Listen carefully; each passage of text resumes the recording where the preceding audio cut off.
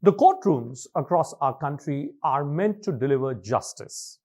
Justice which comes after reams of arguments on both sides, and justice which is not just delivered but also seems to be delivered. Well, at least that's what the old adage used to be.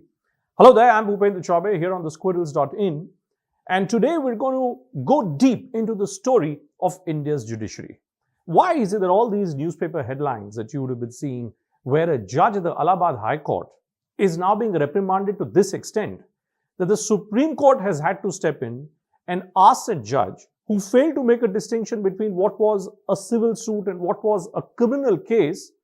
The Supreme Court now wants that judge to sit for a long time with a seasoned judge on the division bench so that the judge can learn something.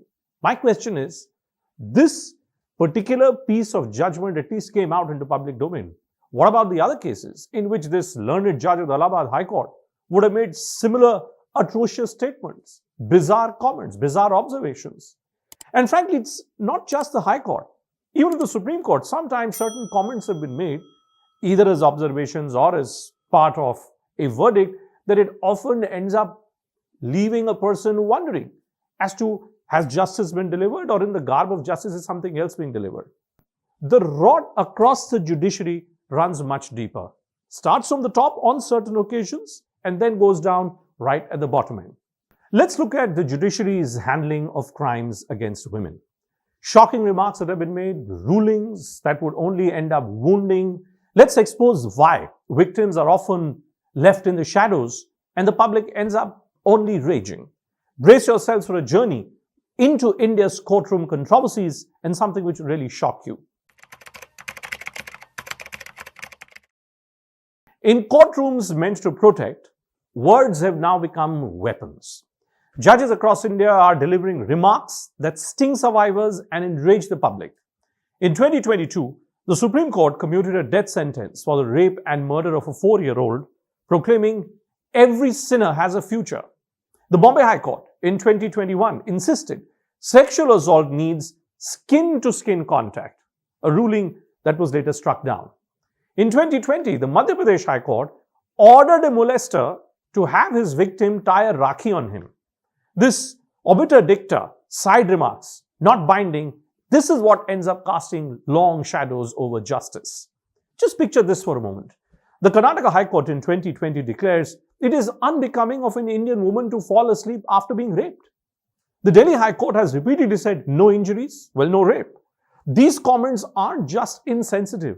They deepen the trauma. They spark an outrage. Are judges stuck in a bygone era, or is something else at play here?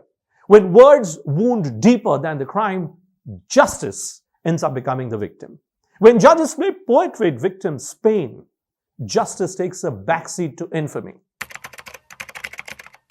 Now let's face the verdicts that fan the flames.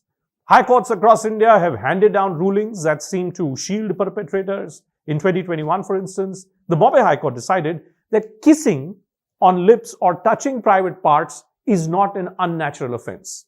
In 2022, the Calcutta High Court ruled that dragging a minor girl's dupatta or forcing a marriage proposal is not sexual assault. The Gujarat High Court in 2018 questioned a victim's resistance, implying she didn't fight enough. And in 2022, the Chhattisgarh High Court suggested silence during the act implies consent.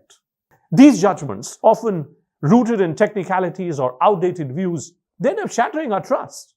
The Supreme Court has had to step in, overturning rulings like the skin-to-skin fiasco or the Rakhi order, but the scars remain. When courts seem to be caring more about the accused than the victim, the public takes to street and of course to X, demanding justice. When verdicts favor the guilty, it becomes a problem for the entire judicial system.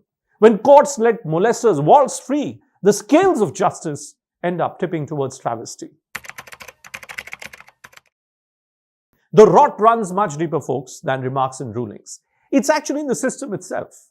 India's judiciary is choking under 70,000 pending Supreme Court cases.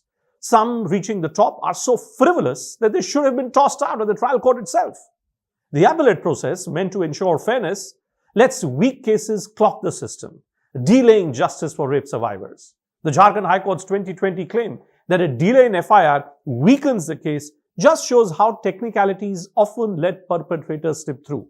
Worse, many judges actually lack gender sensitization training, leaving victims waiting years for justice while the accused exploit loopholes. The data is grim. Delays and dismissals, they end up crushing the survivors' spirits.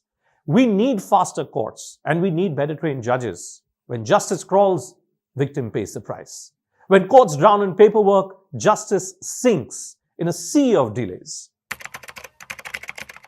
India's courts stand at a crossroad where insensitive remarks, lenient rulings, and a creaking system ends up betraying victims of crimes against women. The Supreme Court has often tried to right these wrongs, but the trust deficit only is growing. It's time for reforms, trained judges, swift justice, and a focus on survivors' dignity. That is what you need for justice to be fair and for justice not just to be delivered, but also seem to be delivered. Because if justice fails women, it fails all of us. Tell us what you thought about this story. You can leave your comments in our comment section. And do stay tuned to the Squirrels.in.